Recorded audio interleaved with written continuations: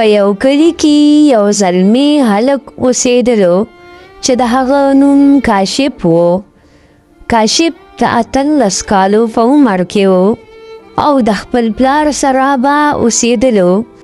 د کاشف مور د هغه په وړوکوالي کې د دنیا نه تللې وه او وفات شوې وه چې کاشف ورپسې ډېر زیات خفه و.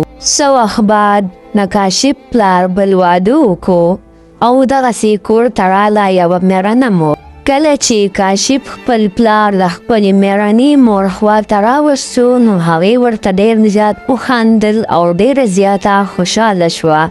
ورته یې وکتل او په ډېر خوشحالۍ سره یې وویل: یا سړیه، ته بالکل فکر مه کوه، کاشف هم زما بچی دی. زه به یې لکه د خپل بچي خیال ساتم. ډېره مننه ابو. زما په ژوند کې د داسې ښکلې مور راوستلو دپاره زه ډېر خوشحاله شوم.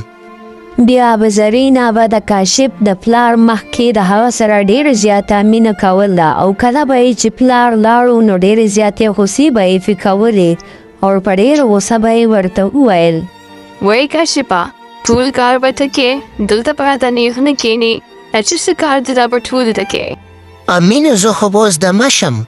اوسه پوره خو به ټول کار ما کو چې پلار به مې لاړو. دمه کېدل بالکل نشته، پاسه شا به زه وکړم. کاشفه، د هیونه لوښي دي، دا زه وینځه شابه. دا څه فرق؟ دا نه هلستې څه د ټول کلي لوښي دې راپسې روړي دي وي نه هلست لوښي وینځه. بس زه په شمېر نه پوهېږم، که د ټول کلي د که د دې کور دې زه وینځه. بیا کاشف ناستی او هغه ګنده ټول لوښي صفا وینځي چې په دې کې ورته دا ناسته وي.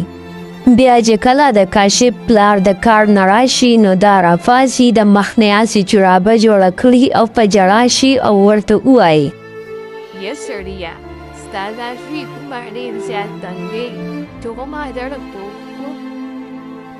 کاشفه بچي ته ولې داسې کې دا خو ستا امیده ولې تنګ یې؟ عجیبه ته خیال ساتي. ابو دې ته خو ما سم نه دي ویلې، هغه دې سمه ولاړه ده، هسې مخ نه جرابه سازه کړې وه.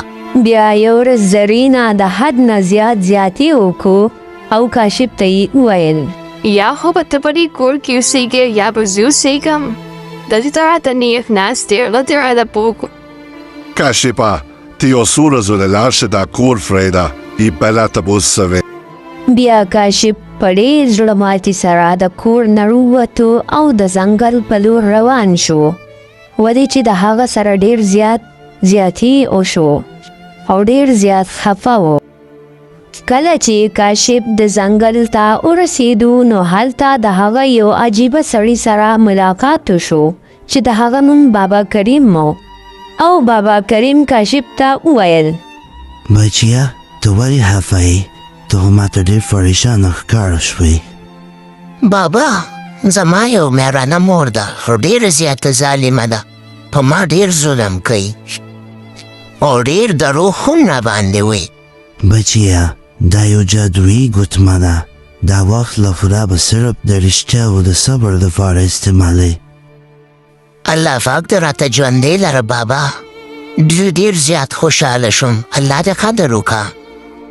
بیا کاشف کور ته را روانو او هغه ګوتمه ورسره په لاس کې وه او ډېر زیات خوشحاله و او کور ته دننه شو. نو په دغه ټایم کې زرینا ډېره زیاته حیرانه شوه او ورته یې وویل: ته بیا راځې کاشفه، دا ته ما څه ویلي او دا څه دي درسره؟ دا څه دپاره دې لاس کې نیولې؟ بیا کاشف په خندا شو او ورته یې وویل: اوس زه بدل شویم امي، زه اوس هغه کاشف نه یم. دا خو ډېر د کمال څیز دی، په دې خو لا ته نه یې پوهې، ورته پوه به شي. کاشفه ته څه کوې؟ شابه ما د زر چیروله، ځان نه دې راګشته، د بجا هم نه سره نشته. کله چې زرینا دا خبره وکړه نو کاشف خپله ګوتمه استعمال کړه او د کاشف په لاس کې چې کوم د چایو کپ و هغه خپله د زرینا په سر باندې ورتوی شو چې په هغې سره هغې دواړه ډېر زیات حیران شو. دا دې څه وکړل کاشفه؟ دا څه وشو؟ خو زه حیرانه کړم دا چې په ما څنګه راتېر شو دا ولې؟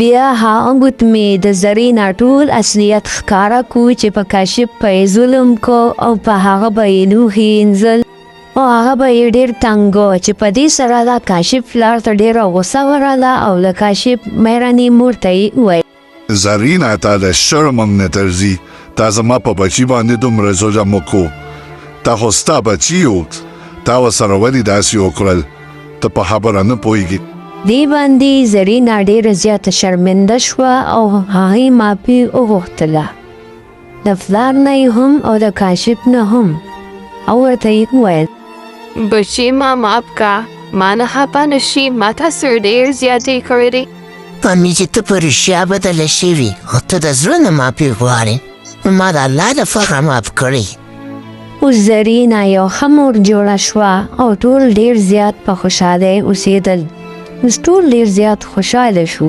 خوږو ملګرو دا وه زموږ د نن ورځې کهاني که چېرې خوښه شوې مې نو لایک کې او کمنټ پې هم وکړې او مخکې ملګرو سره شیر کې او که چېرې په دې چینل باندې نوی یې نو دا هم سبسکرایب کې او زموږ د دې کهانۍ مقصد دا دی چې ظلم او درو دا ډېر وخت نه چلیږي رښتیا او صبر نه اخر هم ګټه ده د لوی الله په امان